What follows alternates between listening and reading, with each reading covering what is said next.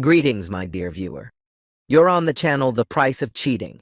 The channel is for those who appreciate traditional family values and condemn adultery. So be sure to subscribe to the channel. Let's get started.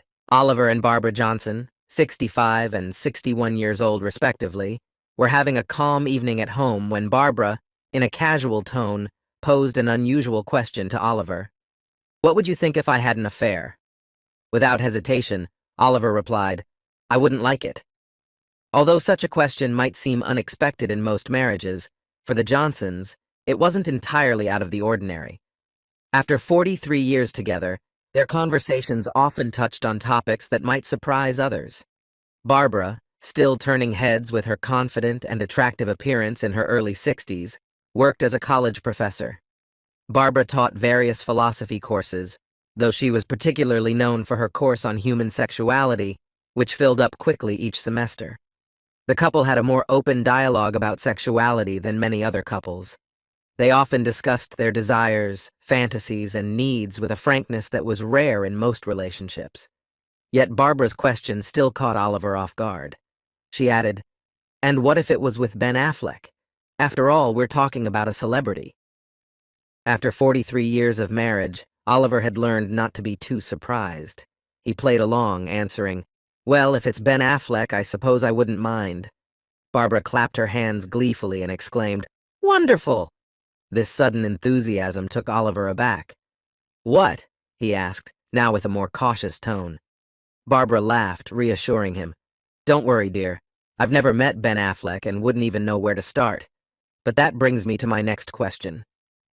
At this point, Oliver began to feel uneasy, sensing that the conversation was heading into tricky territory. Barbara continued, "If I really did have an affair with Ben Affleck, how do you think you would actually feel? Let's be serious. People always joke about the celebrity exception, but I want to know your honest reaction." Relaxing a bit, thinking she was likely gathering material for her human sexuality course, Oliver calmed down. "Honestly, Barbara, I'd need to think about it. I'm not sure how I'd feel." Barbara smiled, clearly willing to give him time. "All right, dear. Take your time. I'll go make some coffee." Oliver realized this was her subtle way of signaling that she expected a thoughtful answer. Despite his internal discomfort, he began to seriously contemplate the question. Of course, if she slept with Ben Affleck, he would be angry and upset. But was a hypothetical fling with a celebrity worth ending their 43-year marriage? Barbara had been an amazing wife, mother, and partner throughout their life together. When Barbara returned, she had that familiar look of a teacher, signaling it was time for an answer. She sat down and looked at him expectantly. "Barbara, honestly, I would feel hurt and betrayed, especially if you kept it a secret. Even if I knew in advance, it would still be painful." Barbara nodded, absorbing his words. "I understand, but would that be enough to destroy our marriage?" she asked more seriously this time. Oliver thought carefully before answering, "No, I don't think it would destroy our marriage, but it would definitely bring a lot of pain." She seemed to take in his words, though her posture indicated that she wanted to ask one more question. "And what if it wasn't Ben Affleck, but Charlie Miller from my department at the college?" Without thinking, Oliver joked, "Well, in that case, I'd shoot both of you and happily spend the rest of my life in prison." Most people might have expected Barbara to feel uncomfortable with such a response, but Oliver knew his wife better. She remained as calm as ever. "I understand, dear, but don't worry. I won't do anything with Charlie that I wouldn't do with Ben. And now you might be thinking, oh no, Oliver is in danger. But trust me, you have nothing to worry about. I've been navigating the ups and downs of marriage for quite some time now, and I'd like to think I've become somewhat of an expert. Honestly, it's not as complicated as many people believe. Sure, there are a few key points, but it boils down to this. With Ben, I could offer you an extraordinary level of intimacy, something most women never experience. Although, if the rumors are true, many have already had the chance to try it." Barbara, always an attentive listener, nodded in agreement, resting her chin on her hand. "But when it comes to Charlie Miller, I've seen how he acts around you at every gathering. Do you remember that conversation we had a while back about him, you, and that mistletoe situation? It's been clear for a long time that he's trying to get you into bed. He just can't keep his eyes off your chest, like a moth drawn to a flame. He's been divorced twice already. Ever wondered why? Now here's what you don't know. My own thoughts about him. Considering you continue to interact with him, I'm starting to wonder if you're trying to humiliate me in front of everyone we know. Barbara tried to interrupt me, but I stopped her with a raised hand, indicating it wasn't time for that yet. Seriously, Barbara, do you honestly believe that scumbag would keep personal matters private? He'd probably spill every detail online for everyone to see. Once I started speaking, I couldn't stop. If you slept with Charlie Miller, it would be the ultimate betrayal. I might not go as far as putting a bullet in your head, but our marriage would definitely be over. I paused for a moment to catch my breath. Thanks for the advice, I added sarcastically. Always so helpful. Barbara stood up, gently patted my arm, and gave me a quick kiss on the cheek. I'm going to bed. Are you coming soon? Soon, yes, I replied. I just need to finish this chapter. She gave me a curious look. What's been keeping you so engrossed these past few days? It's this book. The chapter I'm reading explains why some traders preferred mules over oxen for transporting wagons. I couldn't help but show a little excitement. Barbara, less enthused, forced a polite smile. Now I understand why you're so fascinated. Good night, dear.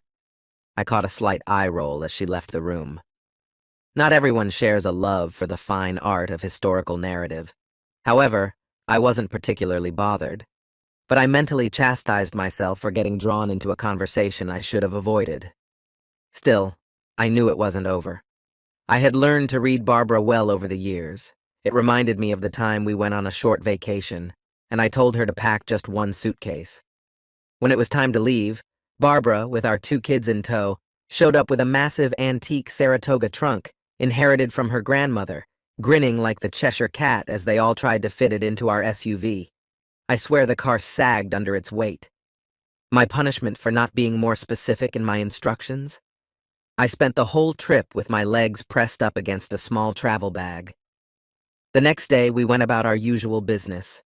That night, after I cooked dinner, we returned to our usual routine, sitting side by side in our cozy chairs, absorbed in our books.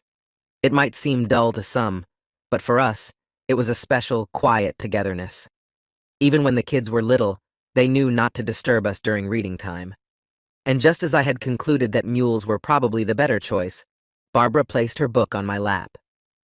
Dear, I want to revisit our conversation from yesterday, she said. I wasn't surprised.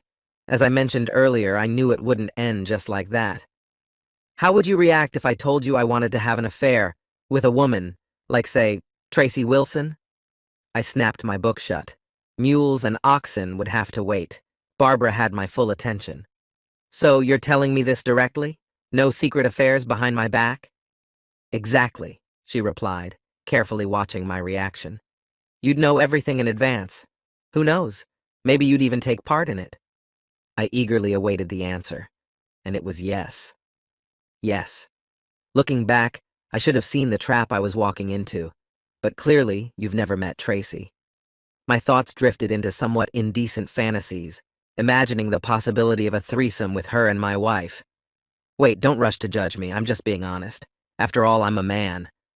Okay, I admit it. Realistically, such a situation would probably end with me having a heart attack, but still.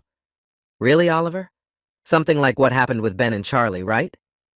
This time I didn't need as much time to think as I did last night. I wasn't entirely sure how upset I would be, but I felt my emotions would depend on the role I played in this situation.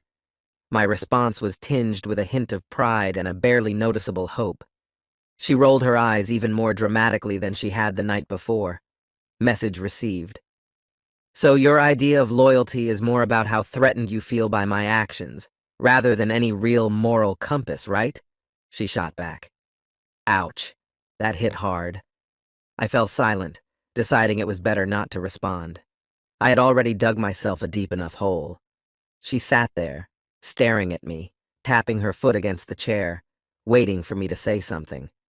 It was time to face the reality of the situation. Barbara, why are you so insistent on having an affair with that creep Miller? I asked. Look, she began. "Charlie is a snake, sure, but not for the reasons you imagine." It took me a moment to understand what she meant. I know. You probably would have figured it out quicker, but my mind was elsewhere. I sat there, stunned, silent. Eventually, she decided to show a bit of mercy and explain further. "Darling, this won't be some passionate affair. It's part of my research on human sexuality. I think it will give me valuable insights." My mouth went dry and I felt lightheaded. "Come on, dear. We both know your problem isn't morality. It's your fragile male ego," she continued. "And by the way, Charlie is no more a threat to us than Ben or Tracy. This is going to happen, whether you like it or not. Next weekend, I'm going with Charlie, from Friday to Sunday, and I'll be back Sunday evening. No harm done. It won't change anything between us." She spoke to me as if I were some disobedient child. "Thomas, you're not going to leave me over this. It's just one weekend for research, and then everything will go back to normal. I might even treat you to your favorite analogy about mules and oxen when I get back." "Barbara, I don't own you, and I can't stop you.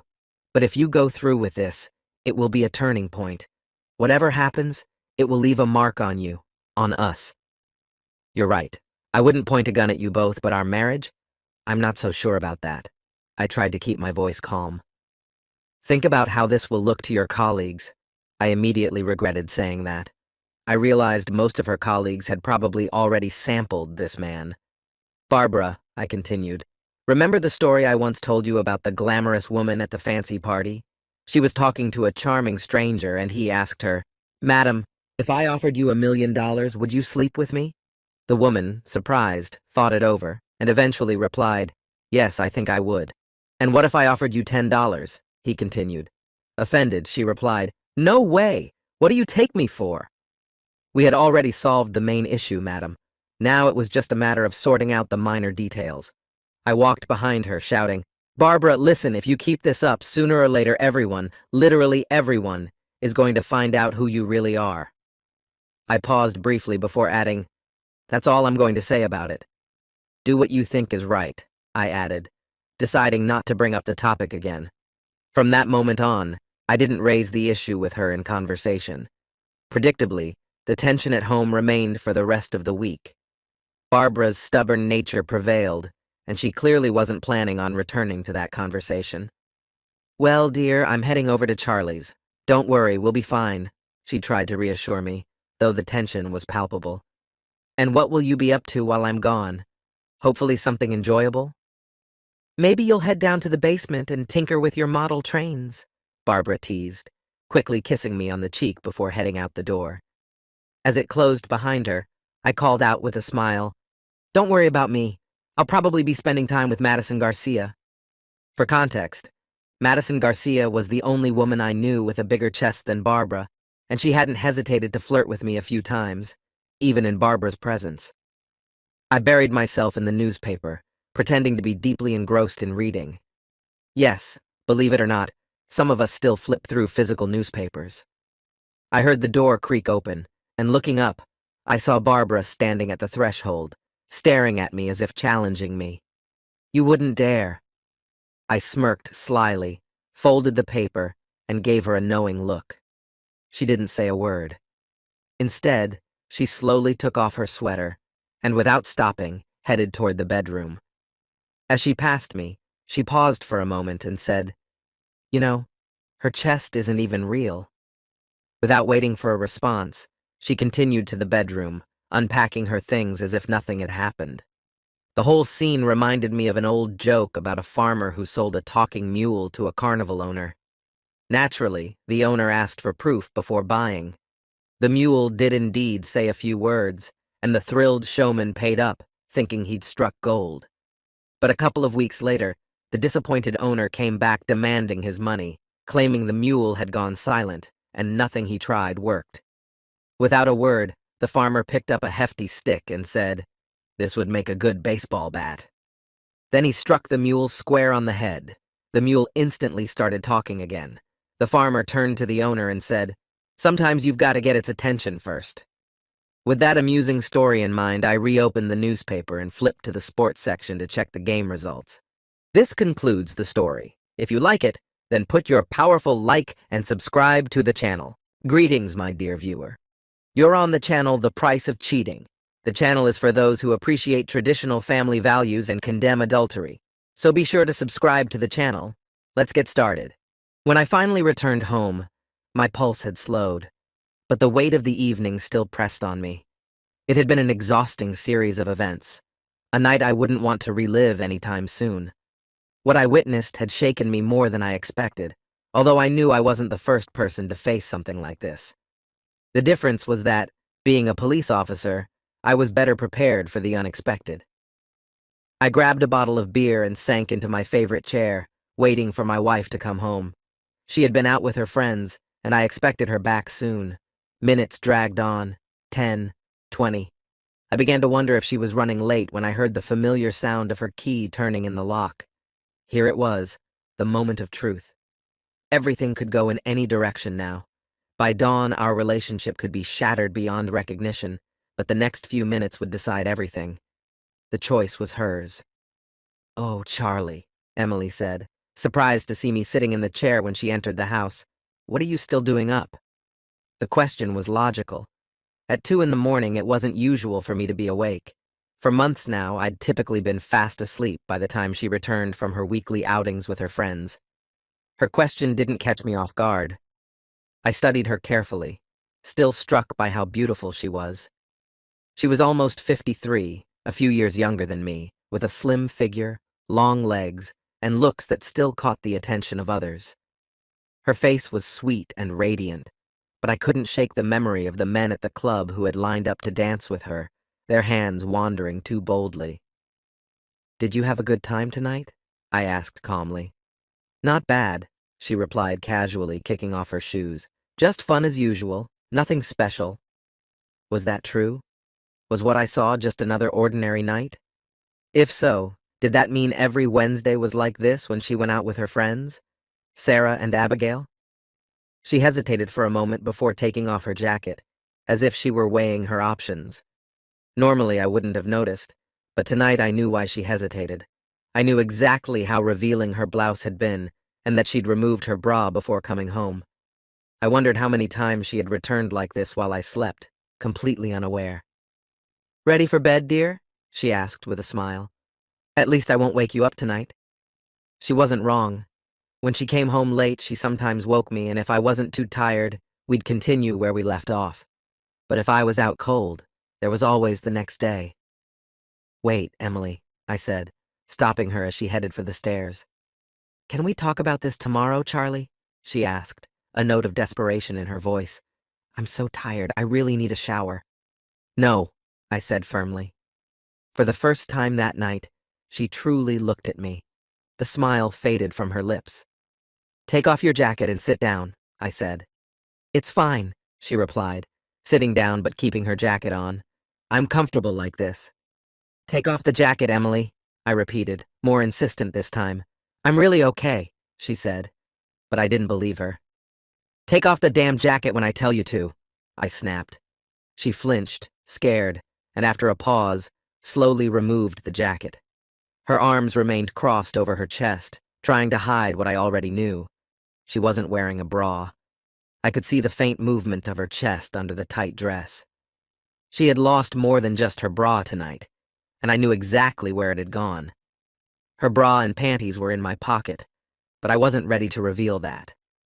I told her how my partner, Michael, and I had been patrolling when we noticed a car resembling hers parked near the Wild Coyote Club, a well-known place in town, with a bad reputation, right in the heart of our coastal community.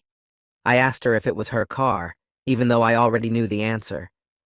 She had told me she was going to dinner with her friends that evening. How much did she think I knew? I watched as she struggled to find the right words. "The Wild Coyote?" she asked, frowning, as if she couldn't remember the name. "That's right," I said, my voice calm but firm. "Before you answer, think carefully. Our marriage might depend on it." I watched the color drain from her face. Her hand gripped the edge of the table, trying to steady herself, her chest rising and falling heavily from the strain of keeping control. She had stopped trying to cover her chest, and her dress no longer hid the fact that she wasn't wearing a bra. "That's right, Charlie," Emily whispered, her breath shaky. It's a club, but also a restaurant. We had dinner there. And did you dance? I asked, my voice curious, but with a hint of something more. Dance, Charlie? She repeated, her voice trembling. What's wrong with dancing? I smirked, playing along. I'm just curious, did you dance? Emily's gaze locked onto mine, searching for clues, trying to figure out how much I knew. In our 35 years of marriage, she had never outright lied to me, but this time was different. She knew the ground beneath her was shaky, and I could see the tension in her eyes. Have you been to the club, Charlie? She asked, her voice barely concealing her anxiety. That's for you to find out, isn't it? I replied, maintaining a light but suggestive tone. So, did you dance? She hesitated, her thoughts racing, trying to figure out how much truth I had already uncovered. Yes, we danced, she finally admitted, her voice quiet. The three of us danced a bit.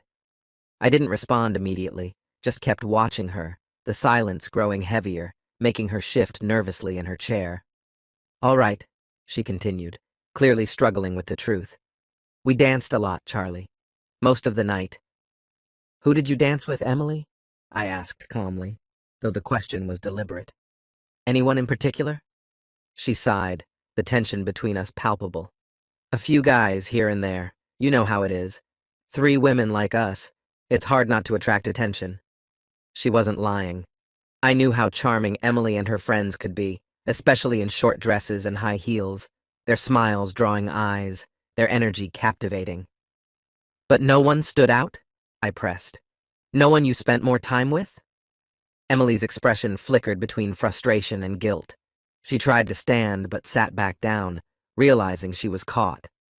Charlie, stop playing games with me, she snapped, her frustration spilling over. How long were you there? What did you see? I wouldn't want to ruin the mystery, I replied, letting her frustration build, then added, Now tell me everything about tonight. Lie, and it's over. Be honest, and maybe I'll find it in me to forgive you. Her silence said a lot. She understood how serious this was. Charlie, please, she whispered, her voice trembling. I love you. You need to know nothing serious happened tonight. We were just fooling around, flirting, that's all. Then tell me everything, I demanded, though inside, I braced for hearing what I already suspected. Emily took a deep breath, her demeanor shifting as if she realized there was no way out. Slowly, she began to recount the night, and I listened, forgetting about sleep or comfort. We arrived at the club, ordered drinks, and soon enough guys started approaching us. They flirted, invited us to dance, and we played along, teasing them a bit. I danced with several of them. One guy danced with me more than the others, but only because he was a really good dancer. I didn't believe her. The way she moved with him wasn't just dancing. From the moment I saw them, it was clear they weren't strangers. Their movements were synchronized, intimate, and his hands never strayed far from her as they danced together. That's it, she finished her story. He left around midnight and we girls stayed much longer. Technically, it was true, but it wasn't the whole truth. So you didn't leave with him? I asked, trying to keep my voice steady, even though I already knew the answer. Leave with him? She echoed, pretending to be surprised. Why would I leave with him? Her evasiveness was obvious, but despite everything, I still loved her. I decided to give her one last chance to confess. Do you recognize the black BMW parked by the waterfront? I asked, sensing this was her final chance to tell the truth. Emily's face contorted with discomfort, her skin noticeably pale. I heard her quietly mutter, "Oh no," under her breath. The urge to press her was too strong to suppress, and I couldn't help but feel a grim satisfaction at her embarrassment. "Oh, Charlie," she whispered in despair. I simply shrugged. It's nothing. Honestly, I didn't do anything. Nothing serious happened. Her composure shattered, and she suddenly burst into tears, covering her face with her hands, overwhelmed with guilt. So, how long have you been involved with David Smith? I asked, keeping my tone calm. Her eyes widened in shock. You even know his name? She whispered, lowering her hands in defeat. I'm such a fool, Charlie. I'm so sorry, she admitted, her voice trembling. I nodded silently, though she was too consumed by her grief to notice. With the resources at my disposal, finding out about him had been all too easy. My job allowed me to dig into anyone's life with little effort. If I wanted to, I could have uncovered every intimate detail about him. I let her wallow in her shame a little longer before deciding it was time to press further. Reaching into my jacket, I pulled out her bra and tossed it into her lap. "Missing something?" I asked coldly. She didn't reply, just stared at it. Then I reached into another pocket, pulled out her panties, rolled them up, and threw them her way as well. This she couldn't ignore. Emily let out a quiet groan, shaking her head in disbelief. Her lips trembled as she tried to speak, but after a few failed attempts, she finally managed to ask through her tears, "How much did you see?" "Everything," I spat. "Every damn detail, from the moment you let him grope you on the dance floor to when he took off your panties." "Charlie," she sobbed. "I'm sorry," she cried. "I wish I'd never met him, but I didn't let him go all the way, I swear." I watched her, remaining stoic as she spiraled further into hysteria, offering empty promises of love and desperate assurances that she didn't let things go too far. "I know, Emily," I said evenly. "I saw everything. If you had gone all the way, we wouldn't be here right now." Those words triggered another round of apologies, pleas for forgiveness, and vows that it would never happen again. Pathetic. Still, I was ready to give her another chance. I knew full well this wasn't the first time she'd allowed herself to be touched like that. There had been other parties where things had gotten too close under the influence of alcohol, for both of us. But I wasn't done testing her. I needed to see how much she valued our marriage and how insignificant David truly was. I reached into my pocket and tossed a small key onto the table between us. Emily stared at the key, her face filled with confusion. "What is that?" she asked, her voice still trembling as she wiped away her tears. "Don't you recognize it?" I asked. She hesitated for a moment, then slowly nodded. "Yes, it's from your handcuffs, right?" "Something like that," I replied. "It's an old model, untraceable, bought them online." She sobbed, still wiping her eyes, trying to comprehend what was happening. "When you left the club with him, he left first, didn't he? And you followed him a little later?" I asked, watching her reaction closely. She nodded again, avoiding my gaze. "I didn't want anyone to see us leave together, or suspect anything." "And when did you come back?" I pressed. "I came back to the club first," she admitted, her voice barely audible. "David returned a few minutes later." "And him? Did he ever come back after that?" I asked, raising an eyebrow. Her head shot up, her face a mixture of horror and confusion. She gasped, bringing a trembling hand to her mouth. "No, Charlie, he never came back." We waited for half an hour, but he never came back. In the end, we decided to check his car. It was still there, but he had vanished. I shot her a sharp look, the kind that offers no comfort. I let the tension hang in the air, giving her time to piece together what I was hinting at. Finally, it clicked, and she gasped. "Oh God, Charlie, what did you do?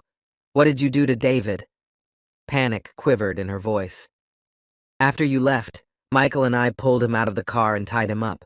Then we took him to the beach, behind the breakwater, and chained him to a post near the old pier. And we revealed who we really are." Emily's eyes widened with disbelief. "What does Michael have to do with all of this?" "Michael was the one who tipped me off. He found out his wife, Lauren, has been seeing David for the past 6 months. They had an affair while Michael was at work. When Michael started following David, he found out that David was also stalking you. So if I have a reason to hate him, Michael has even more." Emily cursed under her breath. "Lauren was the one who introduced me to him, but I had no idea she was involved with him. What now, Charlie? Are you really going to leave him there all night?" I studied her face, trying to read her reaction. "It's not that simple. We left him in a spot where, when the tide rises, the water will be about 3 feet over his head."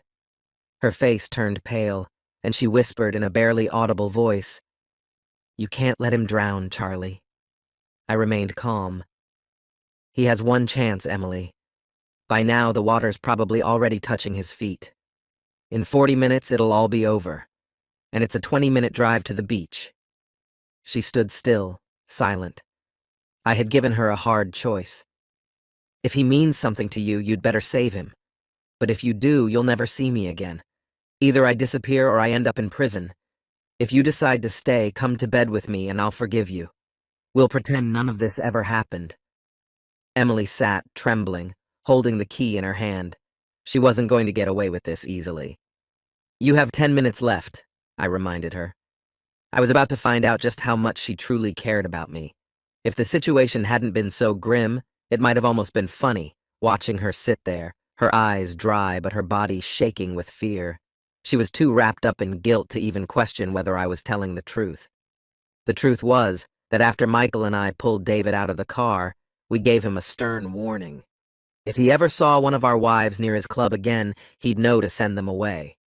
Though it's unlikely he'll be dealing with club business anytime soon, because we gave him a decent beating. We hung him upside down by the breakwater, just as the tide was starting to rise.